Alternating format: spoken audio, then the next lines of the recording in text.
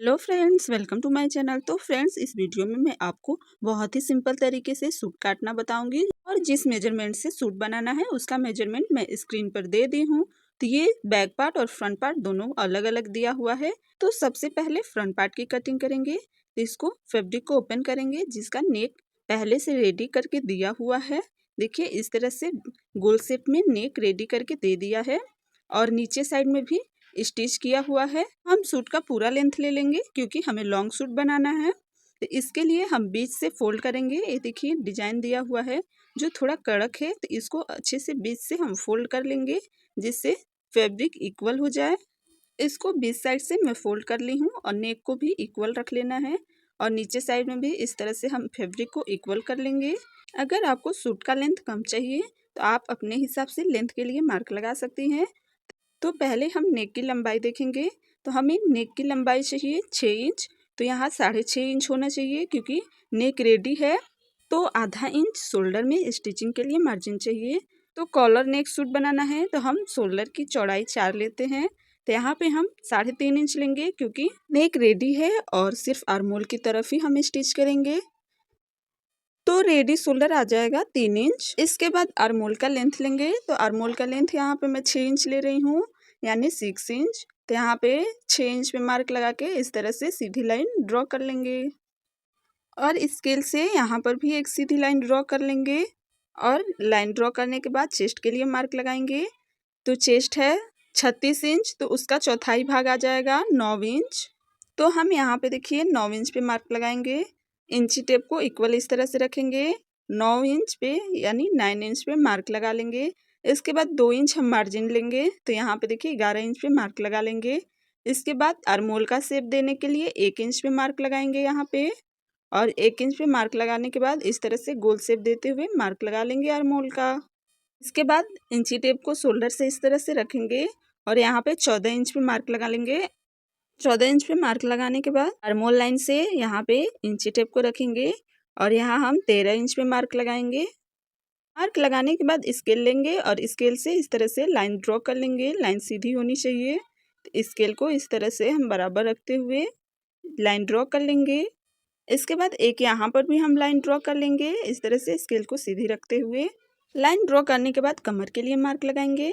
तो कमर है total 30 inch, तो उसका चौथाई भाग आ जाएगा 7.5 इंच यानी 7.5 इंच। तो यहाँ हम 7.5 इंच पे मार्क लगा लेंगे। इसके बाद 2 इंच मार्जिन के लिए मार्क लगाएंगे। तो यहाँ हम 2 इंच पे मार्क लगा लेंगे मार्जिन के लिए। उसके बाद यहाँ पे हिप के लिए मार्क लगाएंगे।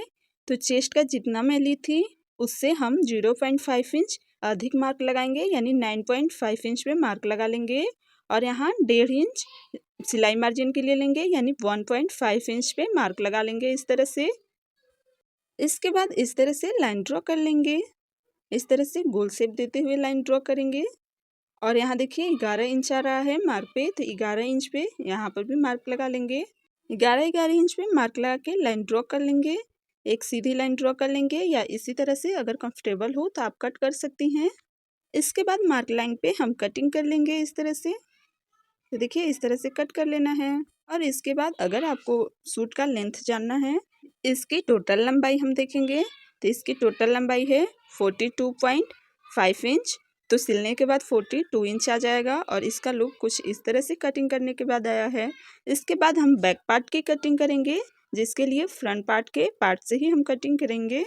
इसके बाद बैक पार्ट की कटिंग करेंगे तो जिसके लिए बैक पार्ट का फैब्रिक दिया हुआ था तो उसको हम लेंगे और इसको हम एक बार फोल्ड करेंगे। फैब्रिक का लंबाई देख लेंगे कौन सा लंबाई फ्रंट पार्ट के लंबाई जितना है। तो इस तरह से लंबाई देखने के बाद ही हम फोल्ड करेंगे। तो फ्रेंड्स देखिए, मैं एक बार फैब्रिक फोल्ड कर दी हूँ। इसके बाद जो बंद साइड है फैब्रिक का उसी साइड में फ्रंट पार्ट का भी बंद साइड रखेंगे और दोनों का ओपन साइड एक तरफ रखेंगे। इस तरह से नेक को भी इक्वल हम कर लेंगे और देखिए इसको फैब्रिक को इक्वल करते हुए इस तरह से रखेंगे इक्वल। फ्रंट पार्ट के पार्ट को इस तरह से इक्वल करते हुए अच्छे से इक्वल रख लेंगे और यहाँ आर्मोल से कटिंग करते हुए नीचे साइड तक पूरा इक्वल हम कट कर लेंगे। इसके बाद नेक की कटिंग करेंगे। तो यहाँ हमें कॉलर नेक बनाना है। तो देखिए, यहाँ पे हम इस तरह से मार्क लगा लेंगे। इसके बाद 0.5 इंच पे मार्क लगाएंगे यानी आधा इंच पे इस तरह से मार्क लगाएंगे और मार्क लगाने के बाद इस तरह से गले का शेप देंगे हल्का सा। इसके बाद कट कर लेंगे। फ्रंट पार्ट और बैक पार्ट की कटिंग हो गई है। अब इसके बाद हम स्लीव्स की कटिंग करेंगे। तो फ्रंट पार्ट में तो फैब्रिक नहीं बची थी, बैक पार्ट के साइड में जो फैब्रिक बची थी उसी फैब्रिक को लेंगे और इसको एक बार इस तरह से फोल्ड कर लेंगे जिसकी हम लंबाई लेने वाले हैं। और इसके बाद एक बीच से भी एक बार और फोल्ड करेंगे जिससे हमें चौड़ाई मिलेगी। तो देखिए इस तरह से नाप के देखेंगे कितनी इसकी चौड़ाई है। तो इसकी चौड़ाई 7 इंच है तो कम है, तो इसकी चौड़ाई बढ़ाने के लिए फैब्रिक को इस तरह से फोल्ड करेंगे। हमें इसकी चौड़ाई 8.5 इंच यानी 8.5 इंच चाहिए। तो इस तरह से 8.5 इंच पे फोल्ड कर लेंगे और यहाँ सीधी फैब्रिक करने के लिए स्केल से लाइन ड्रॉ कर लेंगे। इसके बाद स्लीव्स का लेंथ हम लेंगे। तो फैब्रिक का बंद साइड की तरफ हम स्लीव्स का लेंथ का मेजर करेंगे। तो यहाँ देखिए हमें 17 इंच चाहिए स्लीव्स का लेंथ, तो हम 18 इंच पे मार्क लगा लेंगे और इसके बाद 3.5 इंच यानी 3.5 इंच कम करके यहाँ ओपन साइड की तरफ हम मार्क लगाएंगे। तो हम 14.5 इंच पे मार्क लगाएंगे यानी 14.5 इंच पे मार्क लगा लेंगे और स्लीव्स का शेप देते हुए इस तरह से हम मार्क लगा लेंगे। पहले डॉट डॉट करके मार्क लगा लेंगे, फिर डार्क, और यहाँ का मेजरमेंट है 5 इंच, तो 5 इंच पे मार्क लगा लेंगे और 2 इंच मार्जिन ले लेंगे। इसके बाद यहाँ से इस तरह से तिरछी लाइन ड्रॉ कर लेंगे। लाइन ड्रॉ करने के बाद मार्क पर ही हम कटिंग कर लेंगे और कटिंग करने के बाद इसको ओपन करेंगे। तो देखिए ओपन करने के बाद कुछ इस तरह से आ रहा है और यहाँ पे फैब्रिक जोड़ने के लिए हम फैब्रिक कट करेंगे। तो इसको इस तरह से फोल्ड कर लेंगे। देखिए साइड से जो फैब्रिक बची हुई थी उसको इस तरह से हम रखेंगे इक्वल और इसको इस तरह से पलट लेंगे। इसके बाद इसके इक्वल ही हम कट कर लेंगे। देखिए यहाँ 0.5 इंच इस तरह से फैब्रिक को चढ़ाते हुए लेंगे क्योंकि यहाँ स्टिच करने के बाद फैब्रिक कम हो जाएगी। तो 0.5 इंच हम स्टिच करने के लिए मार्जिन लेंगे। इसके बाद साइड में इस तरह से कट कर लेंगे। तो फ्रेंड्स इस सूट के कटिंग का वीडियो ये है और स्टिचिंग का वीडियो मेरे सूट कटिंग के पार्ट 2 में मिलेगा, तो आप जाकर मेरे चैनल पर देख सकते हैं। और ये जो फैब्रिक बचा हुआ है कॉलर बनाने के लिए यूज करेंगे।